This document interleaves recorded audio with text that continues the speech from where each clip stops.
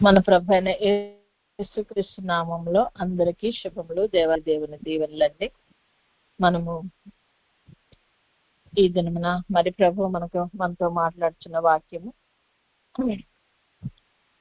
1 కొరింథీయులకు రాసిన పత్రిక 15:51. ఇదిగో మీకు ఒక మర్మమును తెలుపుచున్నాను. మనమందరము నిద్రించము, కానీ నిమిషములో ఒక రెప్పపాటున కడబోర మోగగానే మనమందరము మార్పు పొందుదుము. అంటే ప్రభు చెప్తున్నారు, కడబోర మోగినప్పుడు మనమందరం నిమిషంలో రెప్పపాటున, అంటే రెప్పపాటు అంటే మనకి ఒక గంటలో 60 నిమిషాలు ఉంటాయి కదా, అలాగే ఒక్కొక్క నిమిషంలో 60 సెకండ్లు ఉంటాయి. ఆ 60 సెకండ్లో ఒక సెకండ్లో 11వ భాగం అంట. 11 భాగాలు చేస్తే 11వ భాగం అనేది రెప్పపాటు సమయం అని ఒక భక్తుడు చెప్తుంటే విన్నాను. అంటే మన ఒక సెకండ్లో 11వ భాగం అంటే రెప్పపాటు కాలము అని అర్థం అంట. మరి అటువంటి చిన్న సమయం అంటే చాలా మరి అంత అల్పమైనటువంటి సమయంలో రాకడ జరగటం, వెళ్ళిపోవటం కూడా అయిపోతుంది అనమాట. కాబట్టి మనం అప్పుడు సిద్ధపడదాంలే, ప్రభు వచ్చినప్పుడు చూద్దాంలే అని మనం గనక అనుకున్నట్లయితే మనము దానికి సిద్ధపడలేము. మనకి అటువంటి పరిస్థితుల్లోకి రాలేము. ఏదైనా సరే మనం ఏదైనా చేయాలంటే మనం మొదటగా సిద్ధపడతాం కదా. మరి ప్రభువు రాకడంటే అంత త్వరగా మరి వచ్చే రాకడ కాబట్టి మరి మనము చాలా సిద్ధపాటు కలిగి ఉండాలి. ప్రభు రాకడలు కొన్ని మొట్టమొదటిగా ఆయన ప్రభు ఈ లోకానికి వచ్చి ఉన్నారు. వచ్చినప్పుడు మరి ఆయన వచ్చి ఈ లోకంలో అవతరించారు అనే చెప్పుకోవచ్చు మనం. అంటే ఈ లోకంలో ఉద్భవించారు, ఇక్కడ పుట్టారనమాట. పరలోకము నుండి ఈ లోకంలోకి రావటాన్ని దాన్ని అవతరించడం అంటాం అనమాట. అంటే పరలోకము నుండి భూలోకానికి వచ్చారు ఆయన. అప్పుడు వచ్చినప్పుడు ఎలా వచ్చారు? మరియమ్మ గర్భంలోకి వచ్చి మరియమ్మ గర్భం ద్వారా బయటకు వచ్చారు. మనుషులందరూ పుట్టినట్లుగా ఆయన రావాల్సి వచ్చిందనమాట. మరి అలాగా ఇది 2000 సంవత్సరాల క్రితము జరిగినటువంటి కార్యక్రమం అనమాట. అదే దాన్నే మనం క్రిస్మస్ అని మనం సెలబ్రేట్ చేసుకుంటాం. అంటే ఈ ప్రభువు పరలోకం నుండి వచ్చారు, ఈ లోకం నుండి రాలా. మనము సాధారణంగా ఇప్పుడు నేను అమెరికా నుండి ఇండియా వచ్చాను, దాన్ని ఉద్భవించుట అనరు. కానీ ఇక్కడ పరమ నుండి ఇక్కడికి వచ్చారు కాబట్టి ఆయన్ను ఉద్భవించారు అని మనం చెప్పుకోవచ్చు అనమాట. యోహాను సువార్త 6:38 ఉంటుంది. ఆయన అంటున్నాడు, నేను పరలోకము నుండి దిగివచ్చని అంటున్నారు. అంటే వాస్తవానికి ఆయన మరియమ్మ గర్భంలో ఉండే వచ్చారు. కానీ ఈ మనకు తెలిసిన అసలు ఆయన యొక్క స్థానం ఎక్కడుంది అంటే పరలోకంలో ఉన్నత సింహాసనమందు ఆయన అన్ని లోకాల కంటే పైన ఉన్నటువంటి లోకంలో, ఉన్నతమైన లోకంలో ఆయన నివసించే ప్రదేశం నుండి మన కొరకు, మన పాపాల నిమిత్తము మన కొరకు మరి ప్రాణం అర్పించటానికి, తన రక్తాన్ని ధారపోయేటకి ఈ లోకంకి వచ్చారని కూడా మనము గ్రహించవచ్చు అనమాట. మరి అలాగే వచ్చిన ఆయన ఏం చేశారు? మన అందరు ఎవరైతే ఆయన నమ్మిన్నారో అందరి హృదయాల్లో ఆయన నిండి ఉన్నారట. కానీ ఎవరైతే ఆయన రిఫ్యూజ్ చేస్తారో వాళ్ళ హృదయాల్లో ఉండి ఆయన వెళ్ళిపోతాడంట. ఎందుకంటే అక్కడ చీకటి ఉంటుంది అనమాట. ఆయన లేకపోతే చీకటి ఉంటుంది. అందుకనే ప్రభు ఉన్న వారి హృదయము ఆనందంతో వెలుగుమయమైన జీవితంగా ఉంటుందని కూడా మనము గ్రహించవచ్చు అనమాట. మనము అటువంటి వెలుగుమయమైనటువంటి జీవితంలో మనం ఉండాలని ప్రభు కూడా కోరుకుంటున్నాడు అనమాట. ఆయన ఈ లోకానికి ఎందుకు వచ్చారంటే కింద ఉన్న మనలను ఆయన ఎక్కడైతే ఆయన నివాస స్థలం ఉన్నారో అక్కడికి మనం తీసుకెళ్తాకి ఆయన వచ్చారని కూడా మనం గ్రహించవచ్చు అనమాట. ఆయన అంటున్నాడు కదా, ఏమంటున్నారు? మీరందరూ నాతో ఉండలాగానే మీ కొరకు స్థలము సిద్ధపరచ వెళ్తున్నాను అన్నారు ఆయన కదండి. ఆయన చనిపోయి మరి వెళ్ళినప్పుడు మన కొరకు ఒక స్థలం సిద్ధపరిచారు. తర్వాత ఈ నిమిషంలో రెప్పపాటు సమయంలో వచ్చే ఎందుకు వస్తున్నారంటే ఆయన చిన్నగా భూమి మీదకి రావట్లా. మరి పరలోకం నుండి భూమి మీదకి ఫస్ట్ టైం వచ్చినప్పుడు వచ్చారు. ఈసారి ఎలా వస్తున్నారంట? మేఘం మీదకి వస్తే ఆ మేఘం మీదకి మనం అందరం ఎత్తబడాలన్నమాట. అదే రెండో రాకడలో అంటే 1000 ఏళ్ల పరిపాలన సమయంలో ఆయన భూమి మీదకి వస్తారని ఉంది. కాబట్టి ఇట్లా 3 రకాలైన రాకడలుగా మనం గ్రహించవచ్చు అనమాట.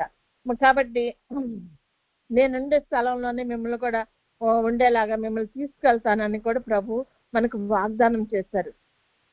అయితే అదే విషయంలో ప్రభు అంటున్నాడు, నేను నిమిషంలో రెప్పపాటు సమయంలో జరిగేటువంటి ఆ కార్యక్రమంలో మేఘం మీదకి వచ్చినప్పుడు మిమ్మల్ని అందరూ కూడా తీసుకెళ్తాను కాబట్టి సిద్ధపడి ఉండండి అంటున్నాడు.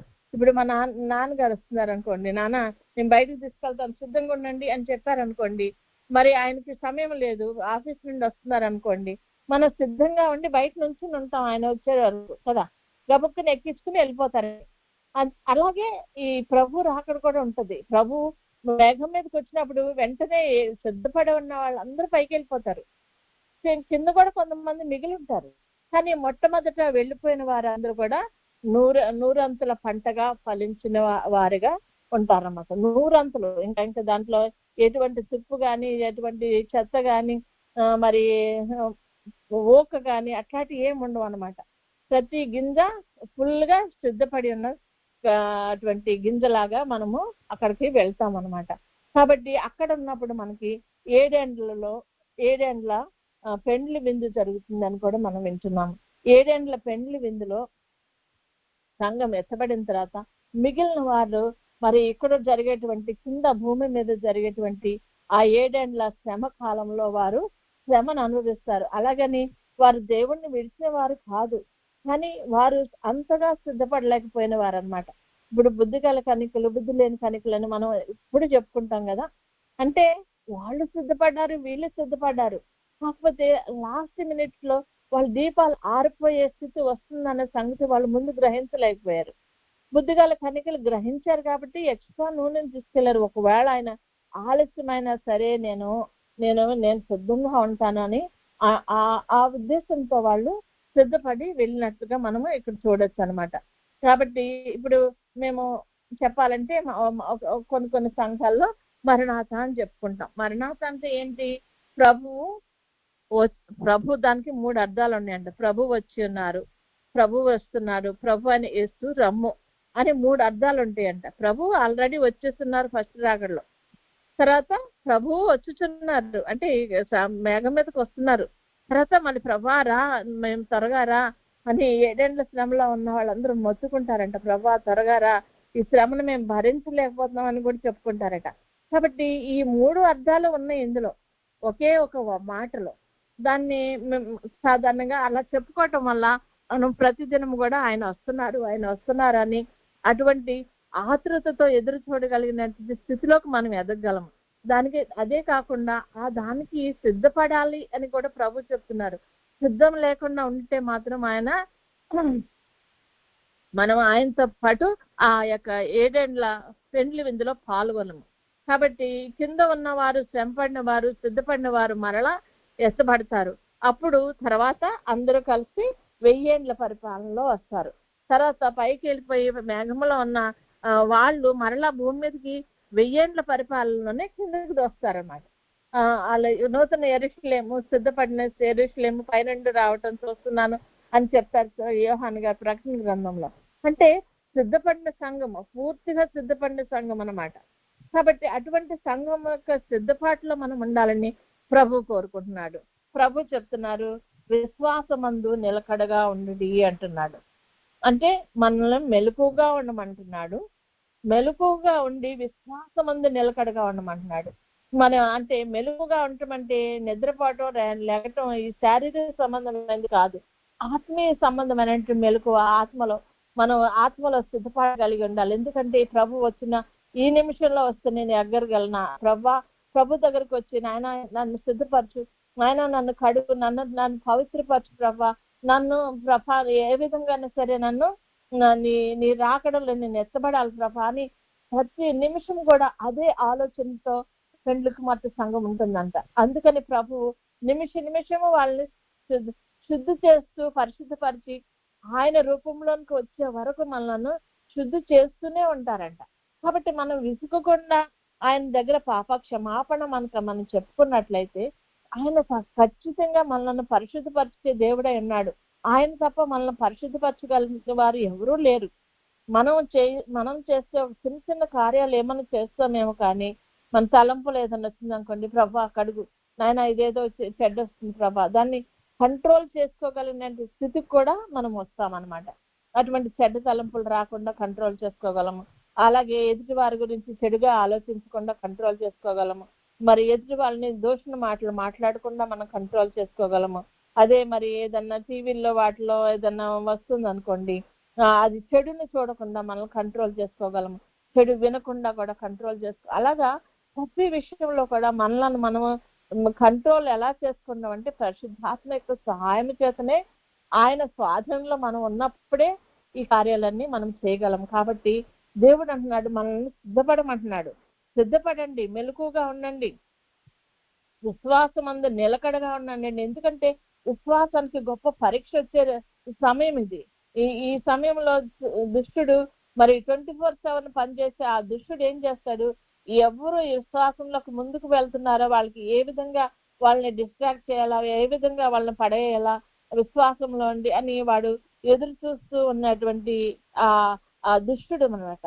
మరి మన విశ్వాసంలో పెరగటం కానీ, దేవునికి సమీపంగా ఉండటం కానీ, దేవునితో సమానమైన రూపంలోకి మనం మారటం కానీ వాడికి ఇష్టం లేదు. అందుచేతనే ఆదామవ్వలు అంత పరిశుద్ధంగా ఉంటే వాడు సహించలేక వారి హృదయాలను చెరిపివేసి పాపంలో పడవేశాడు. కాబట్టి ఆ విషయాల్లో మనకు తెలుసు, ముందు ఇట్లా జరిగింది, దుష్టుడు చేశాడు అని తెలుసు. కాబట్టి మనము ఆ తెలుసుకున్న దాన్ని మరి రెండోసారి అటువంటి మిస్టేక్ జరగకుండా దేవుడు మనల్ని కడిగి మనకు రక్షణ వస్త్రాన్ని ఇచ్చి మనల్ని పరిశుద్ధపరిచి అన్ని చేస్తున్నప్పుడు దాన్ని జాగ్రత్తగా ఏ విధంగా కాపాడుకోవాలనేటువంటి ఆలోచన కూడా మనకు ఉండాలి. అట్లా కాపాడుకోగలిగినప్పుడు మనము విశ్వాసం మనం నిలకడగా ఉండగలుగుతాము. నిలకడ అనేది అంటే ఎంత షేకింగ్ లో కూడా మనము దాన్ని గట్టిగా పట్టుకొని ఉండగలిగిన స్థితి.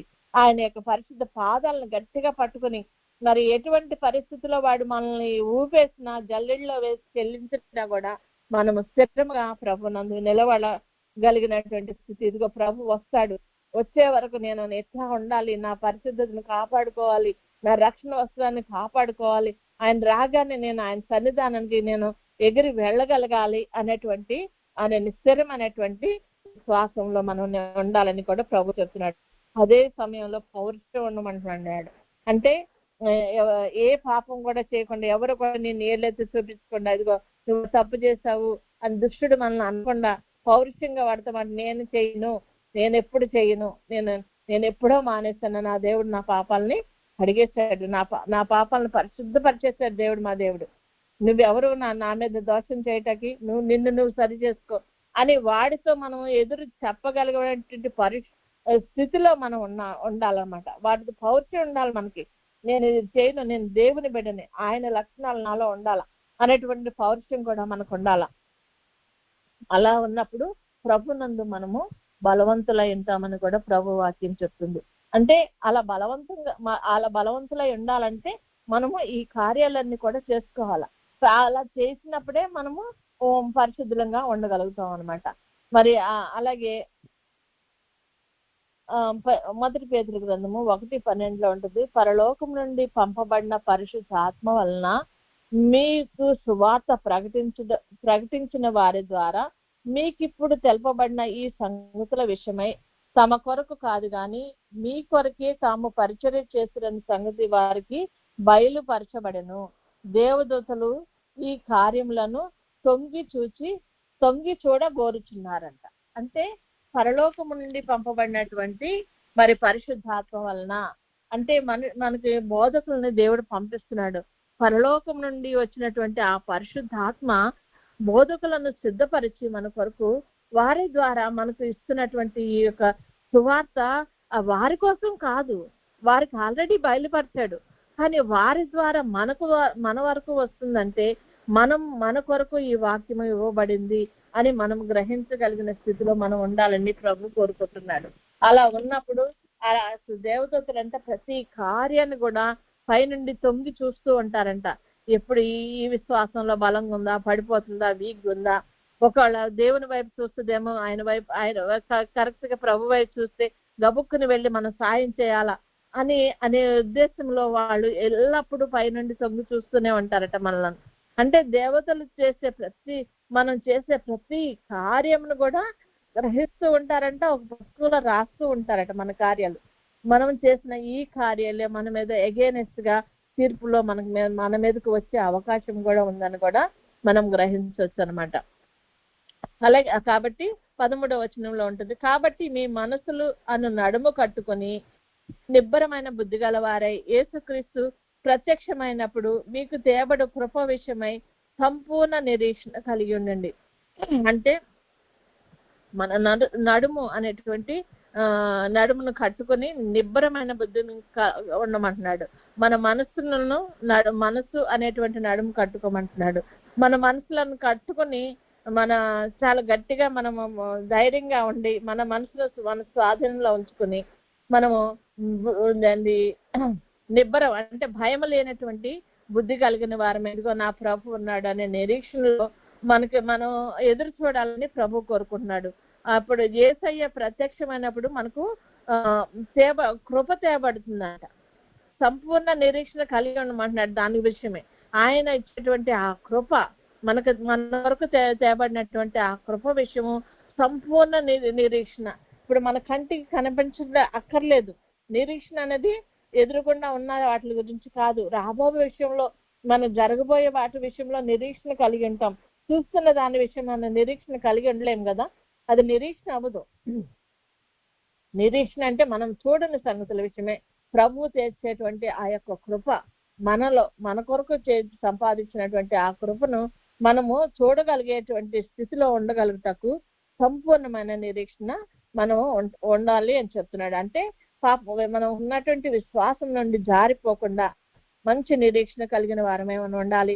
అలా ఉన్నప్పుడు కూడా మనము రాకడకు సిద్ధపడగలమని ప్రభు చెప్తున్నారు.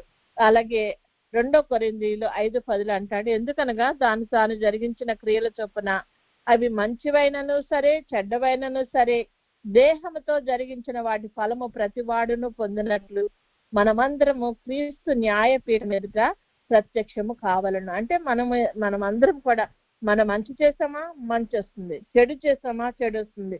ఇవన్నీ కూడా మనం దేహంతో ఏమి చేస్తామో ప్రతిదానికి అక్కడ ప్రతిఫలం ఉంటుందని గుర్తెరిగి ఇక్కడుండగానే మనము మంచి క్రియలు చేయటట్టు మనము మరి ప్రయత్నించినట్లయితే పరిశుద్ధాత్ముడు మనకు సహాయం దయచేసి మంచి మార్గాల్లో ప్రభు యొక్క వెలుగుకరమైనటువంటి మార్గాల్లో వెలుతురు కలిగినటువంటి మార్గాల్లో మనల్ని నడిపిస్తూ మనం ముందుకు తీసుకుని వెళ్ళేటువంటి దేవుడు మన దేవుడు అనమాట. తీర్పులోనికి వచ్చినప్పుడు ఆల్రెడీ మనం జాగ్రత్త పడ్డాం కాబట్టి ప్రభు తన కృపను మన మీద అట్లా పప్పి మరి తండ్రి సన్నిధిలో నుండి మన పరలోకంలోకి వెళ్ళటకు అది దోహదపడుతుందని మనము గ్రహించాలి. కాబట్టి మనం ఏ క్రియ చేస్తున్నామో దాని వల్ల ప్రతిఫలం ఉంటుందా? ప్రతి నిమిషంలో we're very accountable for everything what we do. మనం చేసే ప్రతి క్రియను బట్టి మనకు అక్కడ మనము లెక్క చెప్పవలసి ఉన్నది. మనకు ఎన్నో అవకాశాలు దేవుడు మన జీవితంలో ఇస్తున్నాడు. ఇదిగో నేను ఎంతో మంది ద్వారా మనతో మాట్లాడినప్పుడు మనం నిజంగా దాని విషయమే సీరియస్ గా తీసుకుంటున్నామా, లేకపోతే ఈ లోక సంబంధమైన వాటిలో పడిపోయి లేవలేని స్థితిలో ఉంటున్నామా? ఒకసారి మనల్ని మనం పరీక్షించుకోవాల్సిన వారమే ఉన్నాము. ప్రతి విషయంలో మనల్ని మనం పరీక్షించుకుంటూ మనం చేయవలసిన ప్రతి కార్యంలోనూ దేవుని నామానికి మహిమ కలిగినటువంటి స్థితిలోకి మనం ఉండాలన్నమాట.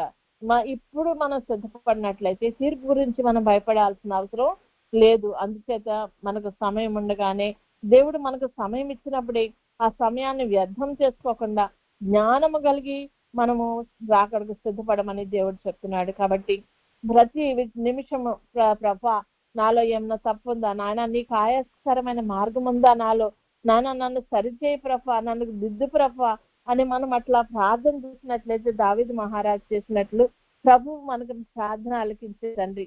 మనము మంచి హృదయంతో ఏ హృదయంతో మనం చేస్తున్నామో దాన్ని గ్రహించగలిగినటువంటి దేవుడు మనకి ఇమీడియట్ గా మనకి ఆన్సర్ దయచేసే దేవుడు.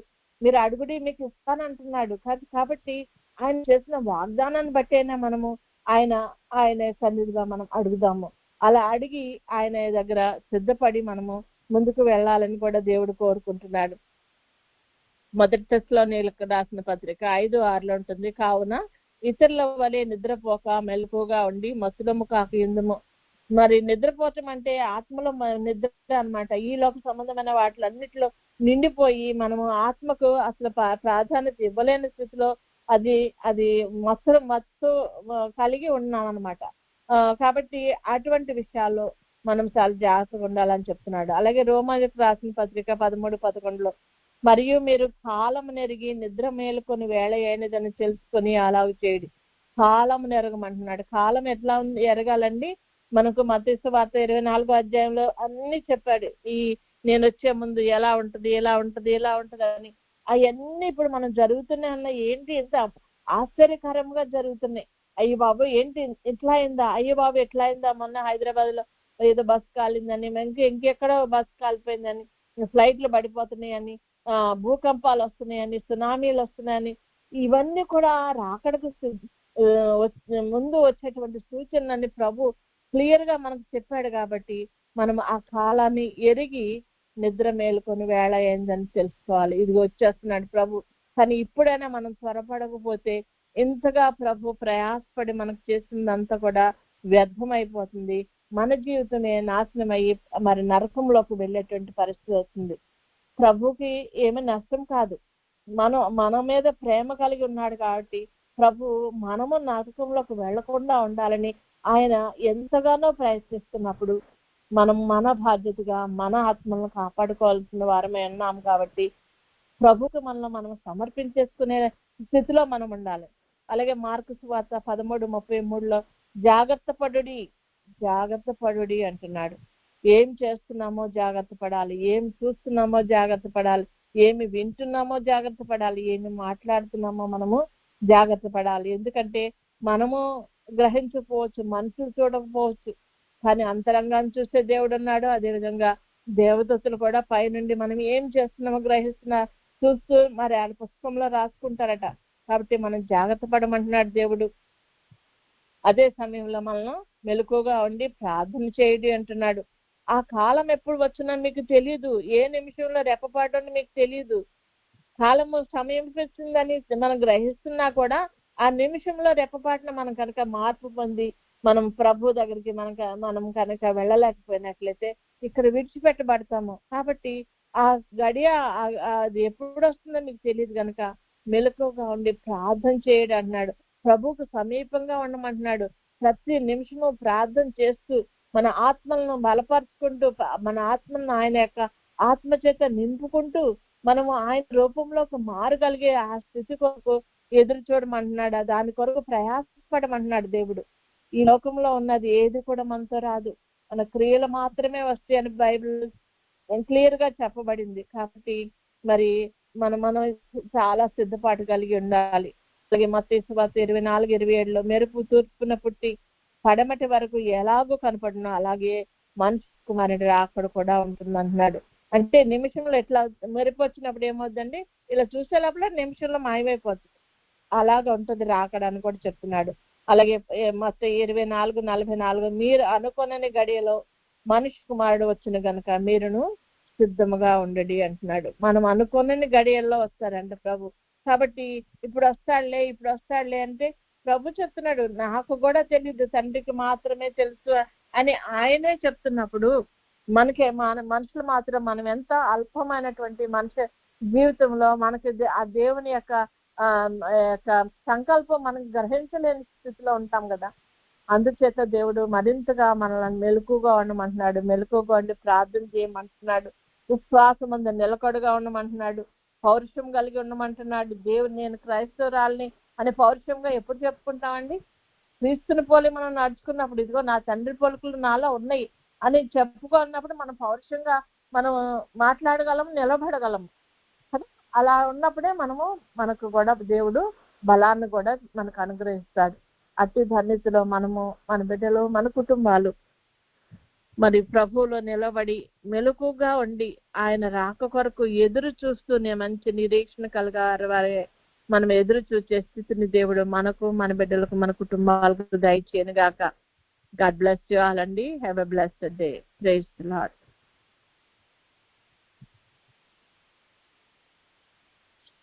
ఇప్పుడు మనము సన్నిధిలోకి వెళ్దాం.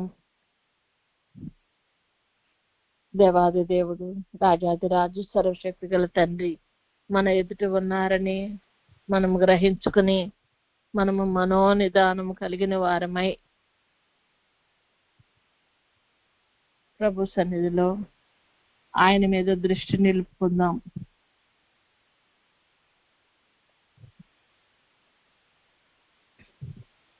మనసు నిదానం లేనప్పుడు, మనసులో నెమ్మది లేనప్పుడు మనం ఎదుట ఉన్న ఏది కూడా మనము గ్రహించగలిగిన స్థితిలో మనం ఉండము. లేనిపోని ఆలోచనలు అది ఇటు అంటాం, కానీ ఎదురుగుండా ఏమందో కూడా మనం గ్రహించలేము. కనుక మనకు మనసును మొదటిగా నిదానం చేసుకొని ప్రభు మన ముందున్నారని ఆయన మీద మన దృష్టి నిలుపుటకు ప్రయత్నిద్దాం.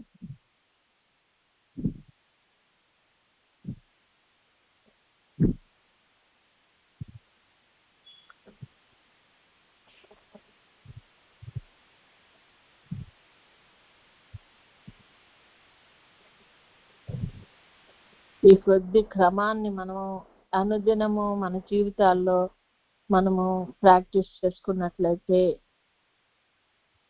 ప్రభు మనలను ప్రతి నిమిషము ఆయన సమీపంలో ఉన్న మనలను శుద్ధి చేసి శుభ్రపరిచి పరిశుద్ధతలోనికి మార్చగల శక్తి గల దేవుడు మన దేవుడు. మరియా ఉత్తమమైన దాన్ని ఎంచుకున్నది అని చెప్తారు కదా వాక్యంలో. అంటే ఆయన భావన పాదాల దగ్గర ఉండి మరి ఆయన చెప్పు మాటలను వింటుంది. ఈ సన్నిధి అనేది కూడా అంతే.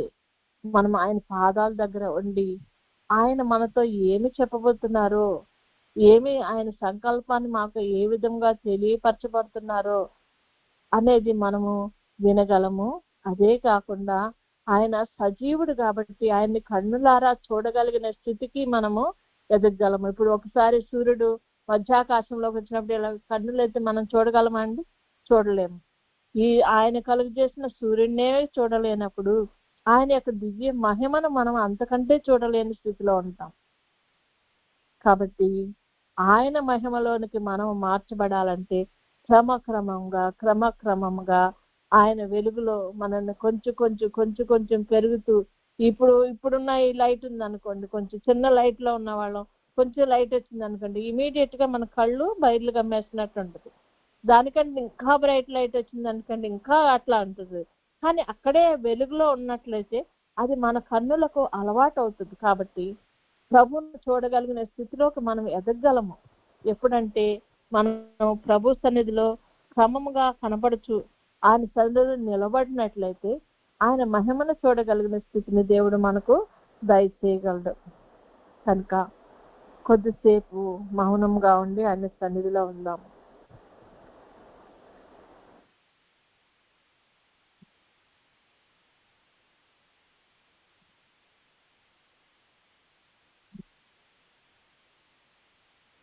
ఆయన సన్నిధిలో నిలిచిన మనము మన పాపములను ఒప్పుకుందాము.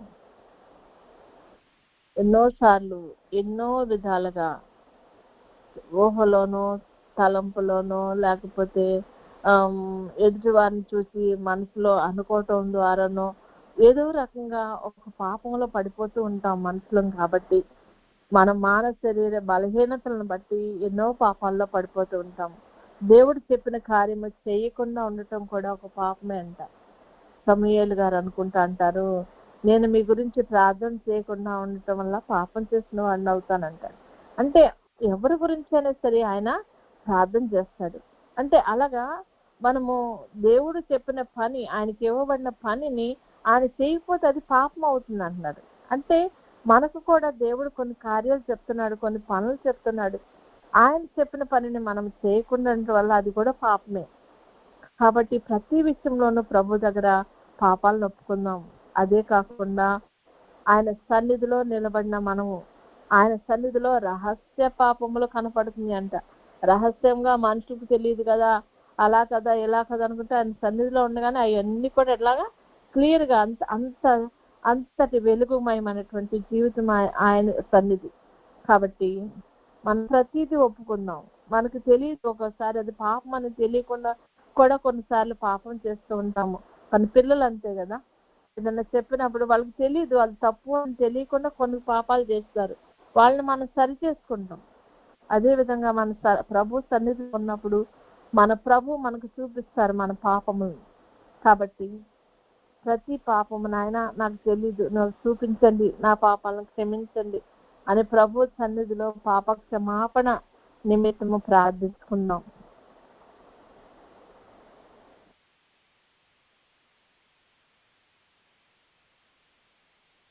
పాప క్షమాపణ పొందిన మనము మన తీర్మానం చేసుకుందాం. తీర్మానంలో సహోదర ప్రేమ కలిగి ఉండటం కానీ, ఆదరణ కలిగి ఉండటం కానీ, సమాధానంగా ఉండటం కానీ, ప్రేమ కలిగి ఉండటం, ఇవన్నీ కూడా దేవుని లక్షణాలు. ఒక తీర్మానంలోకి రావాలి. ప్రభువా, నిన్ను పోలి నేను నడుచుకోవాలనుకుంటున్నాను నాయన, నీ రూపంలోకి మారాలని తీర్మానించుకుంటున్నాను ప్రభువా, ప్రేమ కలిగి ఉండాలని తీర్మానించుకుంటున్నానయ్యా.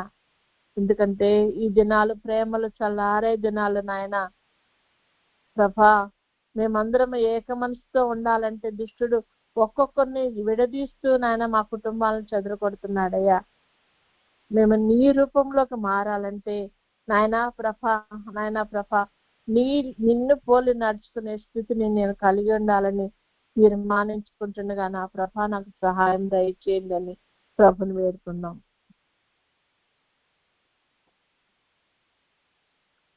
మనం ఎంత తీర్మానం చేసుకున్నా మనుషులము కనుక, బలహీనము కనుక, పడిపోతాము కనుక ప్రభు సన్నిధిలో ప్రభుకి మనలను మనం సమర్పించుకుందాం. సంపూర్ణ సమర్పణ మనం ఆయనకు చేసుకున్నట్లయితే మనలో ఏమి లోపం ఉందో, ఎక్కడ లోపం ఉందో చూడగలిగిన దేవుడు, సరిచేయగలిగిన దేవుడు ఆయన మాత్రమే. మన పాపములను క్షమించగలిగిన దేవుడు ఆయనే. ఆయన రూపంలో నడుచుకున్నటకు మనకు సహాయం చేయగలిగినటువంటి శక్తి గల ఆత్మదేవుడు ఆయనే. కనుక ప్రభువునకు మనలను మనము సమర్పించుకుందాము.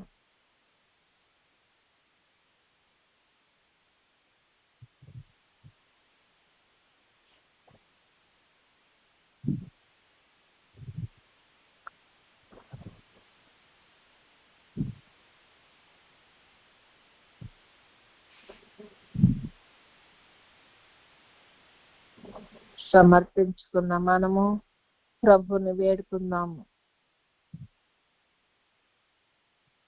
నాయన, మెలుకోగలిగినటువంటి జీవితాన్ని మాకు దయచేయి ప్రభా. విశ్వాసమందు మేము నిలకడగా మెలకు ఉండగలిగేటటువంటి స్థితిని నాకు దయచేయి తండ్రి.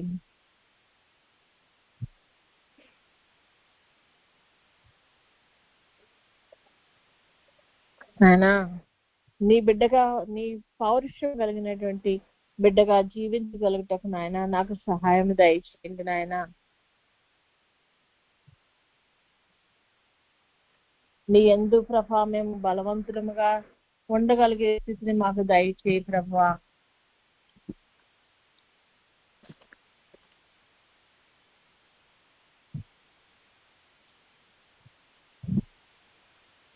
నాయన, మాకు నీ మర్మాము చెల్లించేపరిచిన తండ్రి నాయన ప్రభా, నిమిషములో రెప్పపాటున తండ్రి మారు మనసు మేమందరం కూడా మార్పు పొందేటువంటి స్థితిని మాకు దయచేస్తానని సెలవిచ్చిన తండ్రి, అట్టి స్థితికి మేము తయారు కాగలిగిన స్థితిని మాకు దయచేయి నాయన. అట్టి ఉన్నతమైన స్థితిలో మేము జీవించగలుగుటకు ప్రభా గొప్ప దయచేయండి తండ్రి.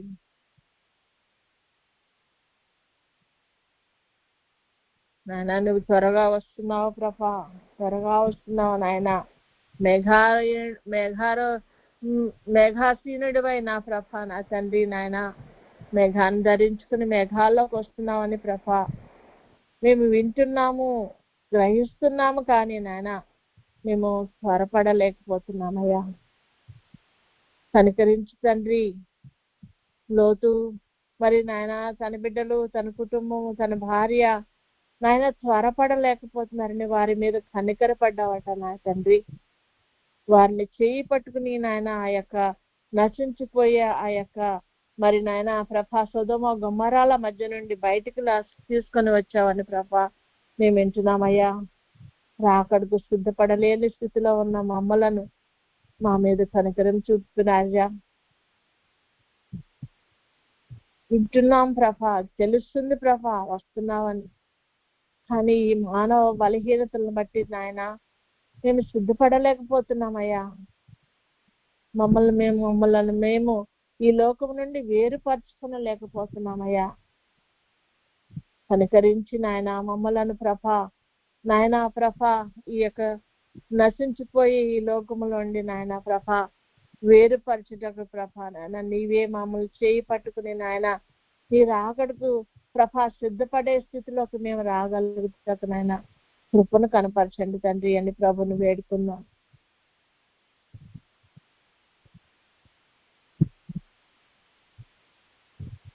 ఏ ఒక్కరూ నశించటం నీ చిత్తం కాదని నాయన నీ యొక్క మహాదైనటువంటి ప్రభా కృపను బట్టి నాయన మా ఎడల ప్రేమను చూపించుతున్న తండ్రి నీకు వందనాలు, స్తుతులు, స్తోత్రాలయ్యా.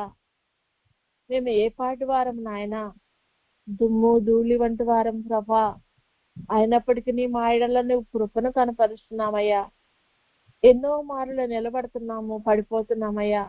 అయినను మా మీద విసుకొనక నాయనా నీవు ఎంతో ఓపికతో మా కొరకు కనిపెట్టుకుంటున్న తండ్రి నాయనా ప్రభా మమ్మలను నీ రాకడకు సిద్ధపరచు ప్రభా.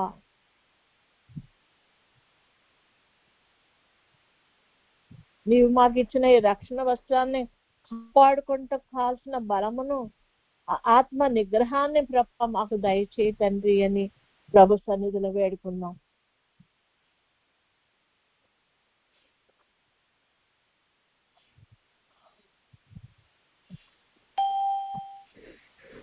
మా హృదయాల్లో ప్రభా నీవు నిండి ఉండండి ప్రభా. మా హృదయాల్లో మేము శుభ్రపరచుకుని నాయన నీకు సింహాసనం వేసి నా తండ్రి నాయన మా హృదయాల్లో నిన్ను మేము ప్రతిష్ఠించుకునేటువంటి స్థితిలో మేము ఉండగలుగుటకు మాకు సహాయం దయచే తండ్రి.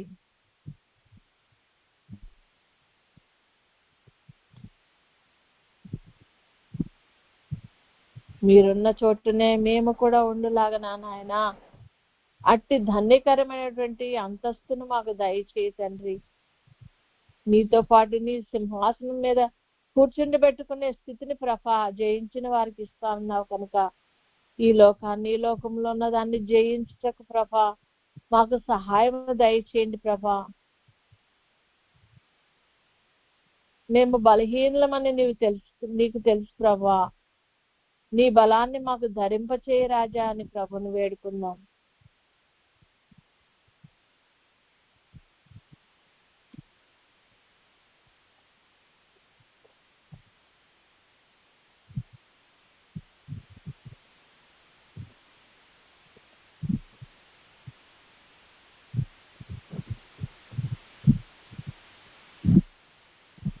ఇంత బతికి ఇక్కడ విడవబడితే నాయన మా బ్రతుకు వల్ల ప్రయోజనం ఏముంది నాయన?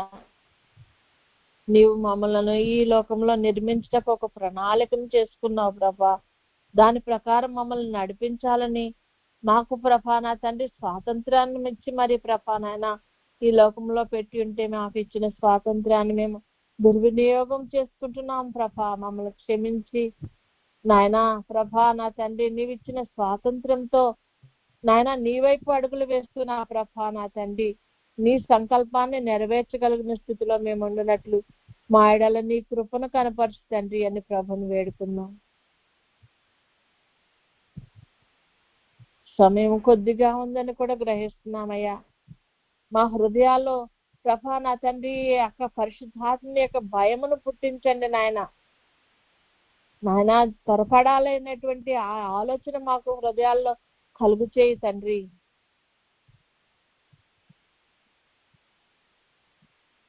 నీ కొరకు మేము సిద్ధపడగలిగిన స్థితిని మాకు దయచేయండి తండ్రి.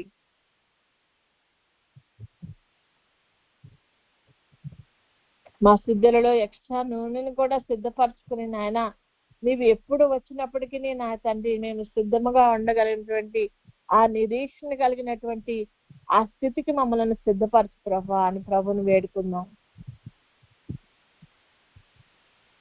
ఆయన రెప్పపాటున రానయ్యన్నారు. రెప్పపాటున మరలా వెళ్ళిపోతారు. ఒకసారి తలుపులు వేయబడిన తర్వాత మనం ఎంత తలుపుల దగ్గర బడి రోధించినప్పటికీ ఆయన తలుపులు తీరు కనుక మనము ఆ యొక్క విలువ అయినటువంటి ఆ సమయం యొక్క విలువను గ్రహించిన వారమై ఆ యొక్క సమయం కొరకు సిద్ధపడదాం.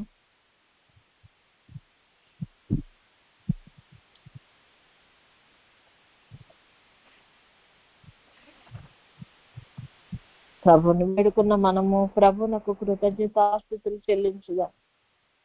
ప్రభా, గడిచిన వారం అంతా మమ్మల్ని కాపాడిన దేవా, నూతన వారంలో ప్రవేశపెట్టి మేము సజీవ లెక్కలో నీ సన్నిధిలో కూర్చునే యోగ్యతను మాకు దయచేసిన తండ్రి, నీ పావన పాదాలకు వందనాలు, స్తుతులు, స్తోత్రాలయ్యాని ప్రభు నాకు కృతజ్ఞతాస్తుతులు చెల్లించుకున్నాం. నాయనా నీ వాక్యం ద్వారా మాతో మాట్లాడినందుకు నీకు వందనాలయ్యా. మమ్మలను నీ రూపంలోకి మార్చుకోవాలంటే నీ ఆశకై వందనాలయ్యా. మేము నశించుకోవటం నీకు ఇష్టం లేదని సెలవిచ్చిన తండ్రి నీకు వందనాలయ్యా. ఆ నరకాన్ని మా నుండి మమ్మల్ని తప్పించుటకు నాయనా నీవే స్వయముగా ఈ లోకానికి దిగివచ్చిన దేవాది దేవా, నీకు వందనాలు, స్తుతులు, స్తోత్రాలు తండ్రి. మేము బలహీనమని ఎరిగి ప్రభా నాయన నీ బలాన్ని మాకు ధరింపచేస్తున్న దేవాది దేవా, నీకు వందనాలు, స్తుతులు, స్తోత్రాలయ్యా. నీ ముఖ కాంతిని మా మీద ప్రసరింపచేసి మా జీవితాలను మా బాటలను ప్రభా వెలుగుమయంగా చేస్తున్న దేవాది దేవా, నీకు వందనాలు, స్తుతులు, స్తోత్రాలయ్యా. నీవు మాతో మాట్లాడిన ప్రతి మాటను గ్రహించగలుగుటకు నీ ఆత్మ సహాయాన్ని మాకు అందించిన దేవాది దేవా, నీకు కోటాను కోట్ల స్తుతులు, స్తోత్రాలు తండ్రి. మాకు ఇచ్చిన యేసయ్య మినిస్ట్రీస్ పై వందనాలయ్యా. మినిస్ట్రీస్ ద్వారా నాయన ఆ తండ్రి నీవు మా అందరితో మాట్లాడుతున్న విధానాన్ని బట్టి నీకు వందనాలయ్యా. మమ్మలను నీ ఏర్పాట్లో ఉంచుకున్నందుకు నీకు వందనాలయ్యా. తప్పిపోకుండా మమ్మలను అనుదినము నీ వాక్యం అనేటువంటి తండ్రి నాయన బలమైన ఆహారం చేత మా ఆత్మలను బలపరుచుతున్న దేవాది దేవా, నీకు వందనాలు, స్తుతులు, స్తోత్రాలు. మా జీవితాలకు ఒక క్రమాన్ని ఏర్పరచిన తండ్రి నీకు వందనాలు. ఆ పరిస్థితులను సమయాలను అనుకూలపరచుచున్న దేవాది దేవా, నీకు కోటాను కోట్ల స్తుతులు, స్తోత్రాలయ్యా. లోతును అందులోండి తప్పించుటకు ఏ విధంగా నీవు దూతలను పంపించి నాయన వారిని బయటకు తీసుకుని వచ్చావో అదే విధంగా నా తండ్రి త్వరపడలేకపోతున్నాము, సిద్ధపడలేకపోతున్నామని నాయన గ్రహించిన దేవా, నీ ఆత్మ సహాయాన్ని మాకు అందించుటకు నాయన నీవు సిద్ధముగా ఉన్నందుకు నీకు వందనాలయ్యా. అక్కడ అంతస్తుకు మమ్మల్ని సిద్ధపరచు తండ్రి. విడవబడకుండా మేము నీ రాకడలు ఎత్తబడగలిగినట్లు కృపను కనపరచండి అయ్యా.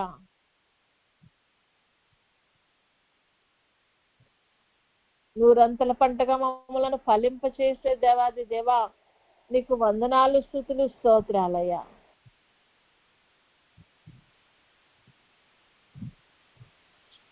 స్తుతులు చెల్లించిన మనము కొద్దిసేపు మౌనంగా ఉందాము ప్రభు సన్నిధిలో. ఆయన ఇప్పటి వరకు మనము మాట్లాడాము, ఇప్పుడు ఆయన మనతో మాట్లాడాలని మన కొరకు వేచిన దేవాది దేవుని సన్నిధిలో కొద్దిసేపు మౌనంగా ఉండి మన మనసులను, మన హృదయాలను, మన కళ్ళను, ప్రతిది చెవులను ప్రభు తట్టునకు మనము కేంద్రీకరించి మనము ప్రభు ఏమి మాట్లాడబోతున్నారో విందాము. ఈ రోజు మనం వినలేకపోయినా రేపు వినొచ్చు, రేపు వినలేకపోతే ఎల్లుండి వినగలం. ఇప్పుడైతే మనం ఈ ప్రాక్టీస్ చేస్తూ ముందుకు వెళ్తే ఖచ్చితంగా ప్రభు మనతో మాట్లాడగలరు. ఆయన మనము ఆయన్ని చూడగలిగిన స్థితిలోకి మనల్ని తయారు చేయగలరు. కనుక కొద్దిసేపు మనం మౌనంగా ఉండి ఆయన మనతో ఏమి మాట్లాడుతున్నారో మనము దాన్ని గ్రహించుకుందాం.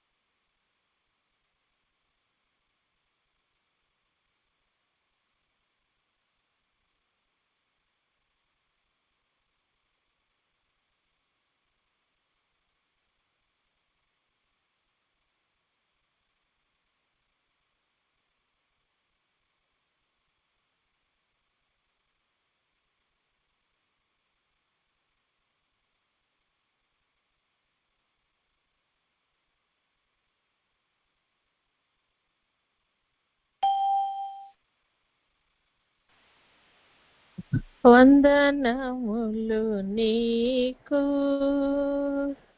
శుభవందనములు నీకు ఆనందముతో కూడిన నా హృదయ వందనములు నీకు. స్తుతులకు పాత్రుడా, స్తోత్రార్హుడా, నీకు వందనాలయ్యా. నాయనా మాకు కనపడి మాతో మాట్లాడాలని నీవే స్వయముగా మా ఆరాధనలోకి వచ్చిన తండ్రి, నీకు వందనాలయ్యా. కూడి వచ్చిన ప్రతి బిడ్డకు కనపడండి నాయనా, మాట్లాడండి ప్రభా. అత్యాశతో మేము సన్నిధిలో చేరి ఉండగా నా ప్రభా మాకు కనపడే దేవాది దేవా నాయనా, నీ రూపంలోకి మమ్మల్ని మార్చుకునమని నాయనా, మేము ఇది ఒక అలవాటు చేసుకుని నీ సన్నిధిలో అనుదినము కనపడుతున్నా ప్రభా. నాయనా నాయనా, నీ రూపంలోకి మేమందరం మారి నాయనా, నీవు నిమిషంలో రెప్పపాటున వచ్చినప్పుడు ప్రభా మేము రెప్పపాటులో మార్పు పొంది నీ దగ్గరికి రాగలిగిన స్థితిని మా అందరికీ దయచేయమని, మీ ఏర్పాట్లు ఉండి మేము తప్పిపోకుండా మమ్మల్ని గట్టిగా పట్టుకొనమని నాయనా, మాకు ఇచ్చిన రక్షణ వస్త్రాన్ని మేము కాపాడుకుంటకు కావాల్సిన జాగ్రత్తలు మేము తీసుకుంటకు ప్రభా నీ కృపను మాకు అనుగ్రహించమని యేసయ్య అతి శ్రేష్టమైన నామములో అడిగి పొందుకొని ఉన్నాం తండ్రి. ఆమేన్.